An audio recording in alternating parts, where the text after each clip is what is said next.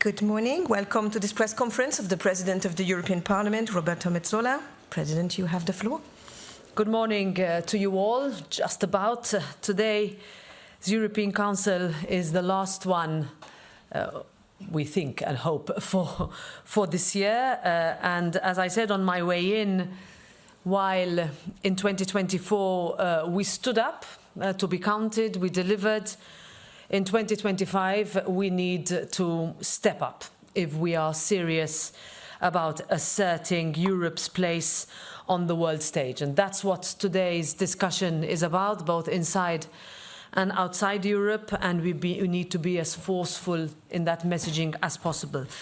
In my exchange with the leaders that ended a couple of minutes ago, I passed three messages. First, on Ukraine. As we are nearing the third year of war, effectively the fourth winter, and with Ukrainians entering a few tough months ahead, we must step up our support. And this means agreeing on further sanctions against Putin and his allies and providing unwavering financial, humanitarian and military aid to Ukraine. At the end of the day, only a strong Ukraine can speak from a position of strength. And we need a path, as I told President Zelensky and his team, and as we told him in the Parliament whenever he was present and had the opportunity to talk to us, we need a path towards real peace, with a guiding principle which is against all odds, and no matter what the cost is, nothing about Ukraine without Ukraine. Second, when it comes to our broader neighborhood, we need to step up our presence and our engagement. Russian interference continues to destabilize Moldova, Georgia, and the Western Balkans, and our response must be decisive. Enlargement, as we discussed at the Western Balkans summit yesterday, is not just an aspiration. In fact, it is a geopolitical necessity, and this was not only said by the European Parliament and not only said by the member states, but also by our partners in the Western Balkans themselves. At the end of the day, delays only create space for others to undermine Europe's influence and values, as well as our continent's credibility in the world. On Georgia and Moldova, first of all, the people of those countries are calling for a European future.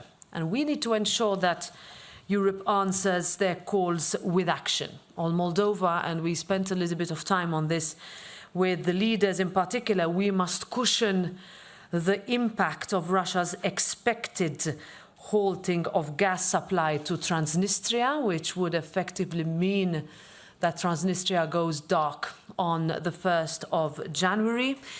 That case, we have to be ready to step in quickly in order to ensure that people do not face enormous and unsustainable bills. And after a very difficult campaign on the EU path and a very difficult presidential election, with a clear result, but as we work towards what will be a very tough parliamentary election, we cannot have people who will, as a first measure, endure and face enormous and unsustainable bills. So also on the growth facility, I reassured the leaders that for Moldova, the European Parliament is pushing forward fast, as I would like this Parliament to become more efficient and agile in adopting legislation, of course, with full respect to our legislative mandate and powers.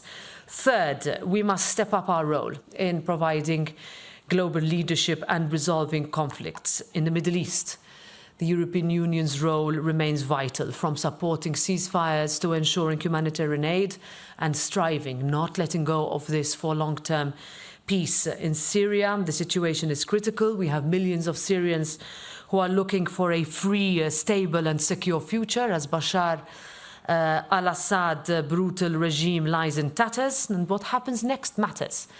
Whether there is a vacuum, who will fill it, what the risks are. Let's not forget also that there are minorities that need to be protected.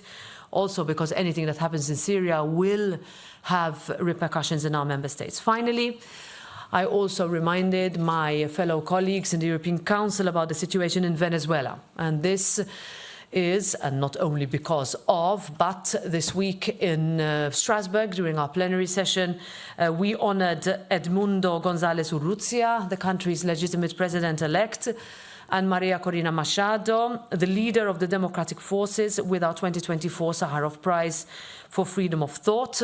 And our message was clear, and I encourage leaders to take this up also in their messaging, that we need to remain united by maintaining our support so that Edmundo González Urrutia can return home next month to take his rightful place as president. The choices we make now, essentially, against all this background and looking forward to 2025 being yet another challenging year, but which is a crucial one for Europe, is that whatever we do now, whatever we say, whatever decision we take will define our role and our legacy on the global stage. Thank you.